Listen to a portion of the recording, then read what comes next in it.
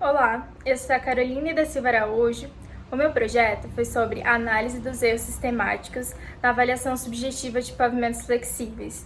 Eu fui orientada pela professora Eliana Fontenelle e tive como coautor o Vitor Hugo Salviato. Fui bolsista da Fundação Araucária e estudo Engenharia Civil, estou no 4º ano.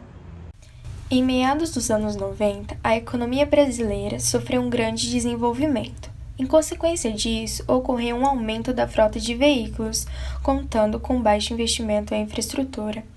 Atualmente, nós temos o Sistema de Gerência de Pavimentos Urbanos, que busca utilizar métodos simples e eficazes de avaliação de condição.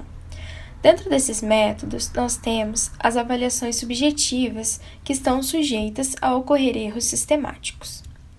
O objetivo do trabalho foi analisar a existência de erros sistemáticos nas avaliações subjetivas da condição de pavimentos, a fim de validar os dados levantados.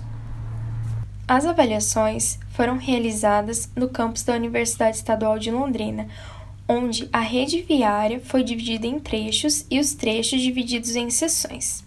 Foram realizadas 2 avaliações por um painel de 6 avaliadores, onde eles avaliaram as condições em que o pavimento se encontrava por meio de notas de 0 a 100, sendo 0 a pior situação e 100 a melhor.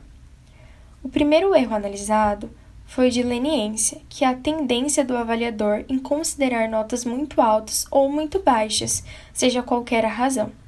Para verificar este erro, foi analisada a diferença entre a variabilidade das notas dos avaliadores, através de testes de hipóteses. Caso fosse verificado que o p-value fosse maior que o nível de significância de 0,05 e o F crítico maior que o F calculado, poderíamos concluir que o erro não ocorreu e os dados são válidos. O segundo erro analisado foi o de tendência central, que se trata da hesitação do avaliador em dar notas extremas, tendendo a seguir a média da classificação do grupo. Para verificar este erro, foram obtidos dados previstos por meio de uma equação de transformação linear. Caso o coeficiente de variação CV dos dados obtidos fosse maior do que o CV dos dados previstos, poderíamos concluir que o erro não ocorreu e os dados são válidos. A respeito dos resultados em relação ao erro de leniência, na primeira avaliação foi obtido um p-value de 0,2, maior que o nível de significância de 0,05, e um F crítico de 2,3, maior que o F calculado de 1,5, estando correto. Na segunda avaliação, foi obtido um p-value de 0,4, maior que o nível de significância de 0,05, e um F crítico de 2,3 maior que o F calculado de 1, também estando correto, não sendo verificado o erro. A respeito do erro de tendência central, na primeira avaliação, o coeficiente de variação CV obtido foi de 33%, e o previsto de 33% também, estando correto. Na segunda avaliação, o CV obtido foi de 30% e o previsto de 30% também, estando correto, não sendo verificado o erro.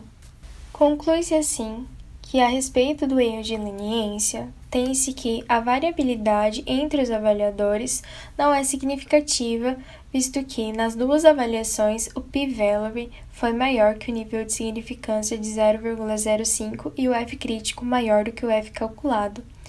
A respeito do erro de tendência central, não foi observado a existência do erro, visto que o coeficiente de variação CV do conjunto de dados apresentaram o mesmo valor.